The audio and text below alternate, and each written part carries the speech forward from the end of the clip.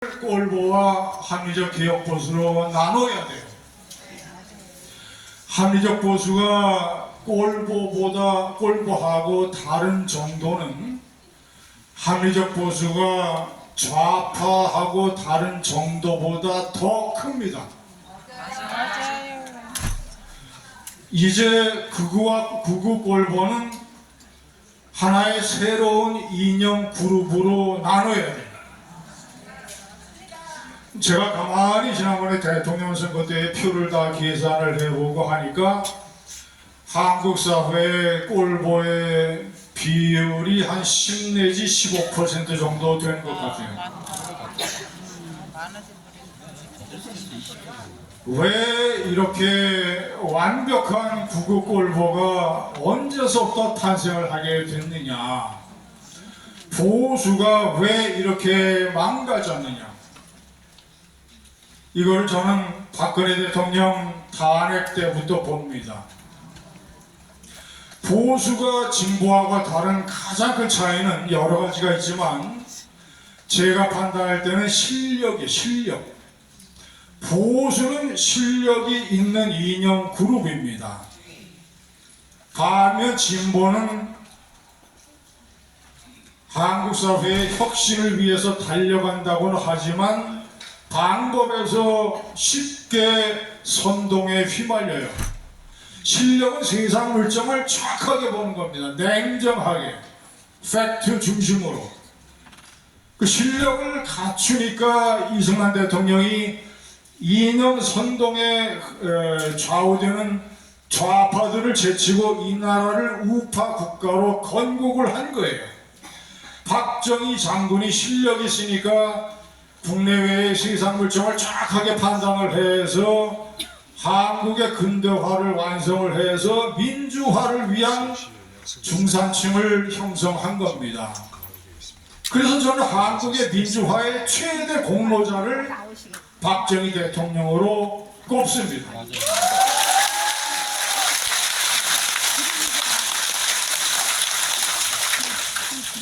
보수의 가장 큰 특장은 실력입니다. 실력. 이명박 대통령이 나중에는 감옥을 갔지만 실력이 있기 때문에 전 세계 금융위기를 세계에서 가장 선도적 모범적으로 극복을 해냈어요. 그런데 박근혜 대통령이 탄핵이 되면서 보수가 이 가장 큰 실력이라고 하는 특장을 잃어버리게 됩니다. 왜냐? 너무 탄핵이라고 하는 것이 트라우마가 심했기 때문에 정신적인 충격을 너무 깊게 받은 거예요. 그래서 충격에 따른 그 다음서부터 이상병 증상이 발현되기 시작합니다. 그 저는 이제 충격 망상증이라고 불러요. 보수가 그때서부터 충격 망상증에 사로잡힌 극우 꼴보와 거기서 벗어나려고 애를 쓰는 합리적 개혁 보수와 거기서부터 갈리게 됩니다.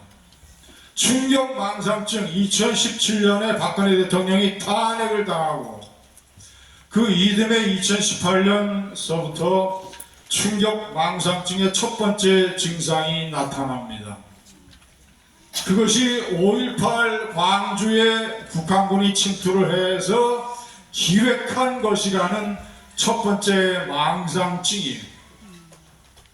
두 번째, 2020년 박근혜 대통령 탄핵에 이어서 2020년 총선 때 참패를 하게 되니까 두 번째 충격에 의한 망상 증상이 나타납니다. 그게 바로 부정선거 음모론이에요.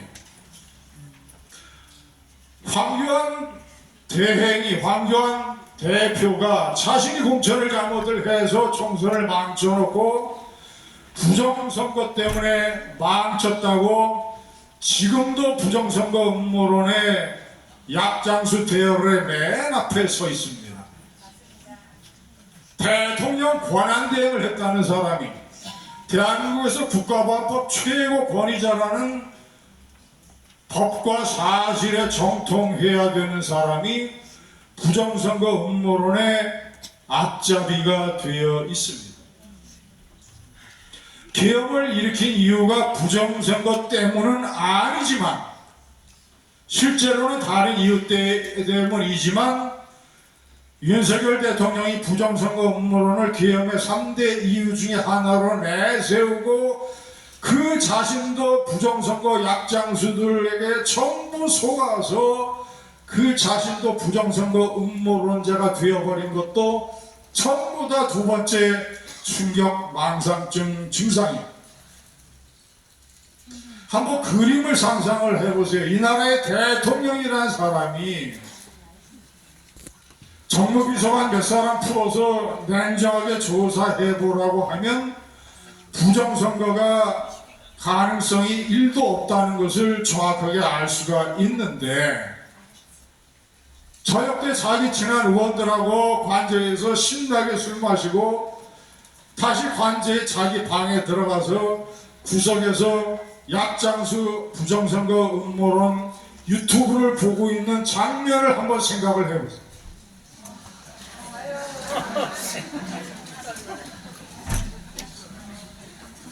이게 이 나라의 모습이었고 지금의 모습이고 지금 감옥의 모습입니다. 망상, 충격 망상증의 세 번째 증상. 윤석열 대통령의 계엄이 계몽령이었다고 주장을 하는 사람들이 세 번째 망상증 환자들입니다.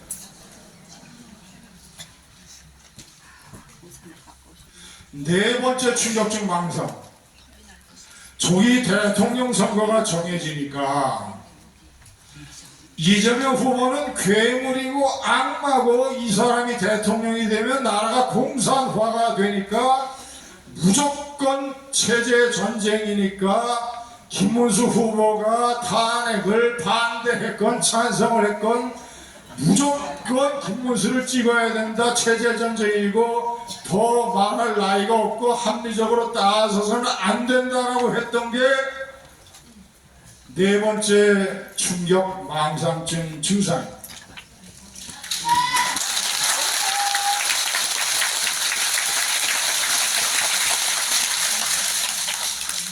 지금 나라가 공산화가 됐습니까?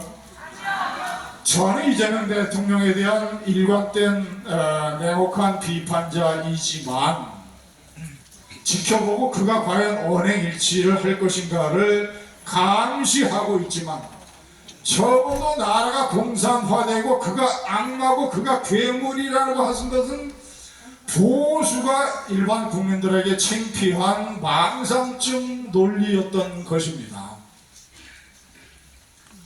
다섯 번째 충격 망상증 증상을 꼽자면 지금 윤석열 대통령이 평양에 드론까지 띄워가지고 무력 도발을 유도를 해서 나와 내 가족을 지키기 위해서 비상경을 내려야 되겠다라고 기획했던 것이 거의 사실로 드러나고 있어요. 그런 윤석열 대통령의 본질을 알았기 때문에 비상경을 한 다음에 하루라도 이 사람이 대통령직에 있으면 무슨 일을 할지 모른다.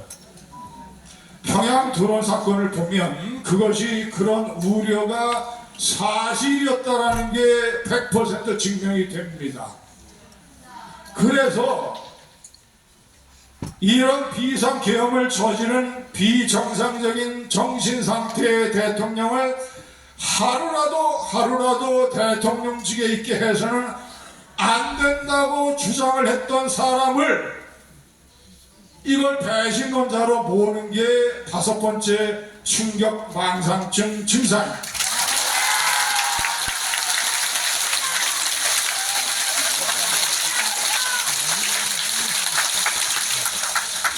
만약에 그때 그 지도자와 그리고 그를 따랐던 의원들 그리고 신속하게 담을 넘었던 여야 의원들 이런 사람들이 계엄을 신속히 해제하고 조기 하야를 압박하고 그 말을 듣지 않으니까 바로 탄핵 소추를 해버리지 않았더라면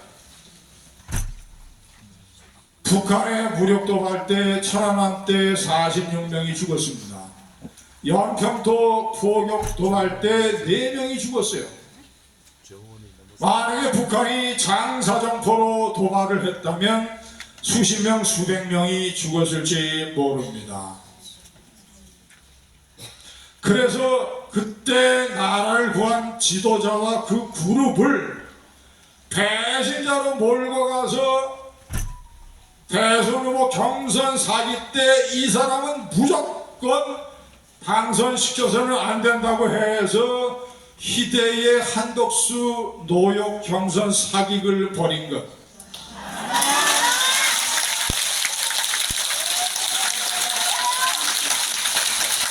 이것이 종합적으로 얘기를 해서 5번째 충격 망상증 증상입니다. 보수 역사상 도저히 이해가 안 되고 설명이 안 되는 일이 지금 극우 친윤 꼴보 그룹에서 바로 몇 주 몇 달 전에 일어났던 것입니다.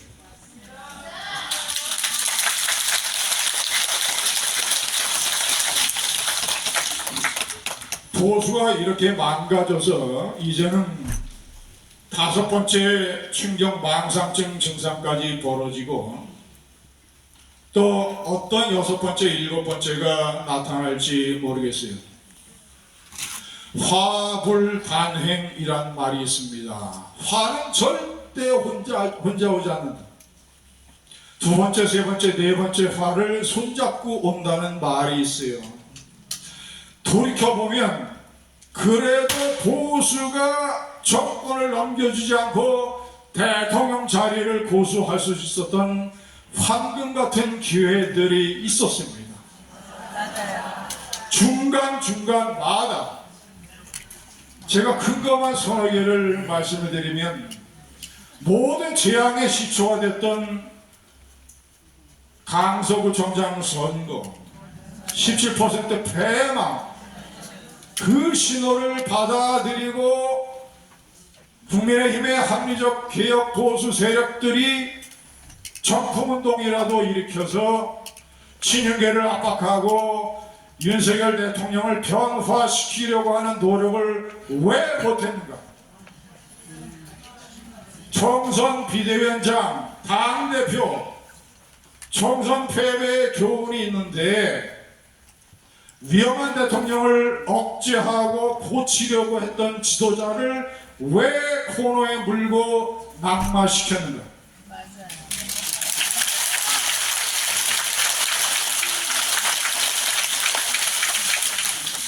윤석열 대통령의 미친 계엄은 누구도 막을 수가 없었던 것이기 때문에 돌이켜보자면 그래도 계엄 때문에 생겼던 조기 대선에서 승리할 수 있는 카드가 유일하게 하나 있었습니다.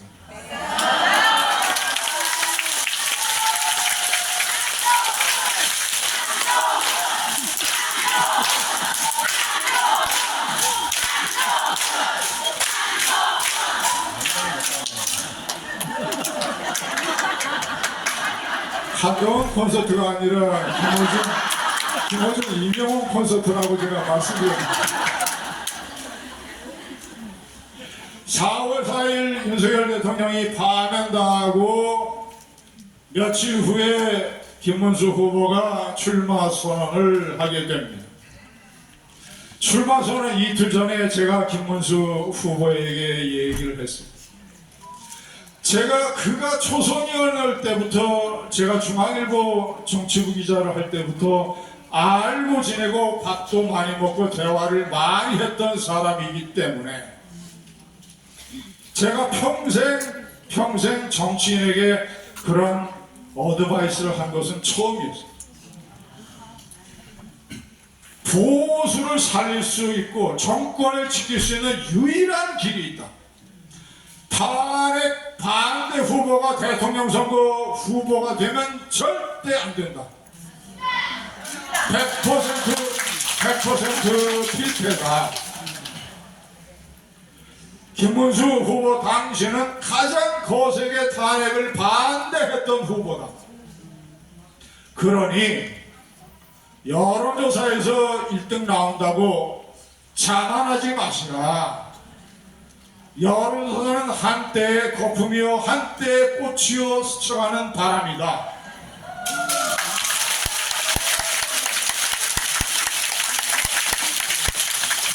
턱걸이를 10번 하건 100번 하건 지금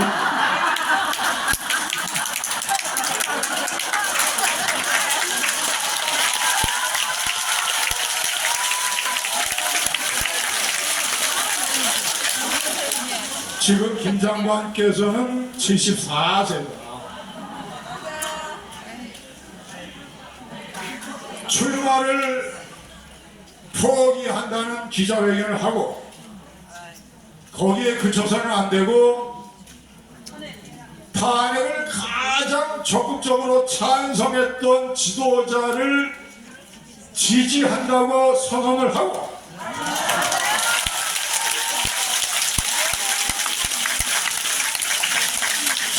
거기서 그쳐서도 안 되고 몸을 극우 꼴보 쪽으로 돌려서 그 탄핵을 찬성했던 지도자에게 씌우는 배신자 프레임을 당신이 걷어내라.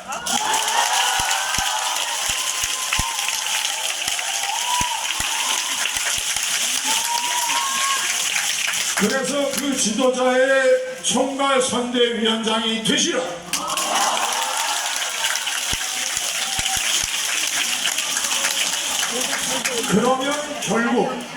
그러면 결국 그 지도자의 바람이 태풍이 되고 배신자 프레임만 벗어나게 되면 지금은 100m 경기에서 30m 앞에서 이재명 후보가 출발을 하지만 김문수 당신이 그 지도자를 적극적으로 밀어주면 그 지도자가 우샤인 볼트가 돼서 결국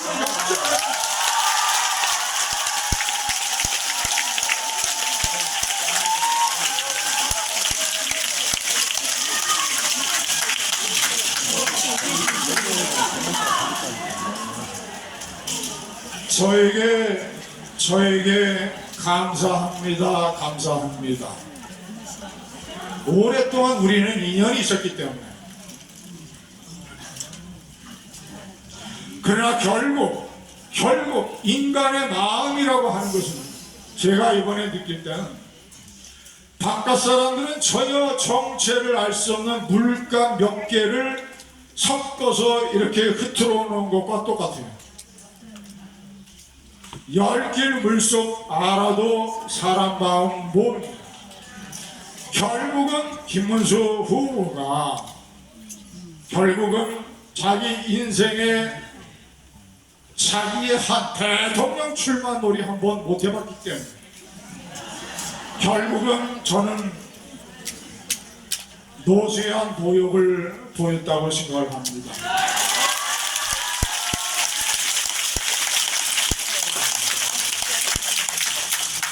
화불 단행 재앙은 결코 혼자 오지 않는다. 지기현 판사와 심우정 검찰총장이 석연치 않은 이유로 윤석열을 풀어주지만 않았어.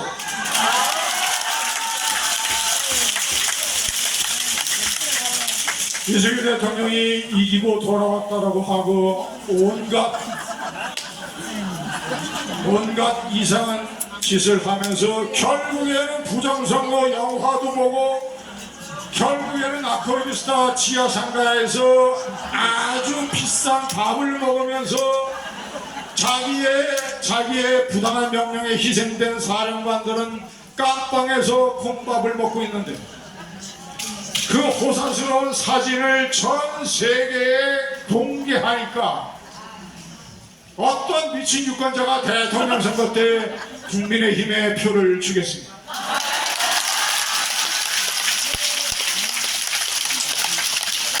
그것뿐만이 아닙니다. 한덕수 경선 사기 공작의 주역 권성동, 윤석열의 오른팔, 저는 틀림없이 무슨 커넥션이 있을 거라고 생각을 합니다.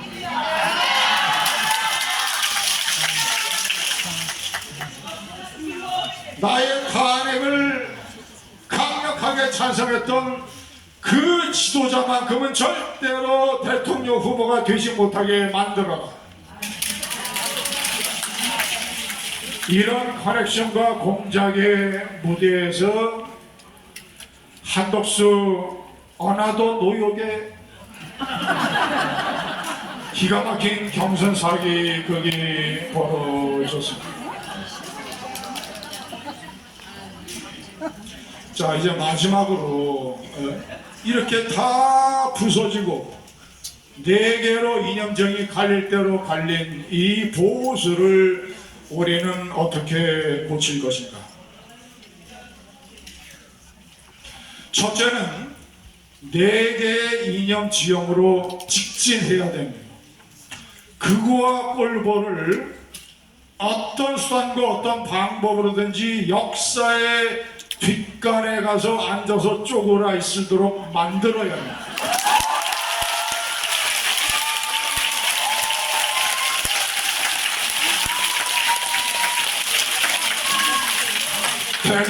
대단히 현실적으로 기술적으로 어렵습니다.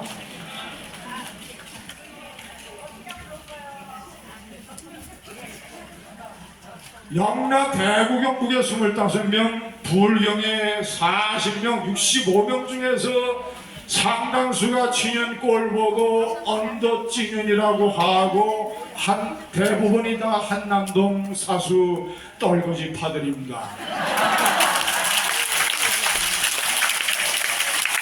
대통령 선거 패배 이후에 이들이 뒷전으로 물러나야 되는 것입니다.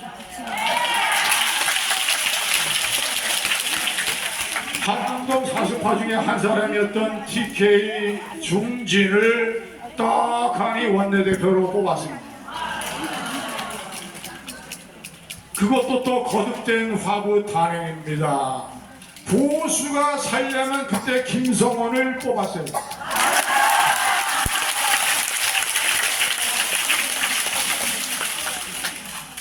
비대위원장의 TK 중진, 사무총장의 윤석열 대통령이 부인상 상가의 지방에서 직접 조문을 했던 최측근 검찰 후배 신윤계, 정치위장의 한남동의 나경원 의원과 비슷하게 모습을 보였던 경북의 그 의원,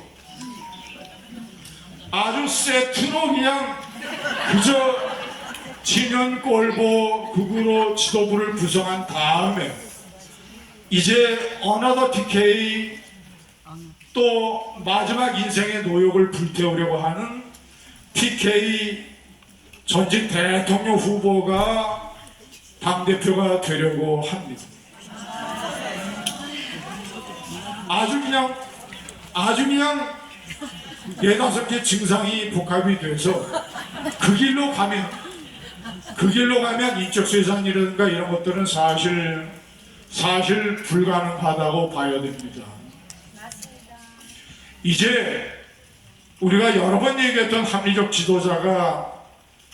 보수의 지도자가 어떤 거취를 정할지 모르지만 그가 나오든 아니면 그의 대리인, 출마 선언했던 그의 대리인 탄핵에 적극적으로 찬성했던 사람을 지도부로 뽑아야 그나마 이제 보수가 살아날 길이 생길 것입니다.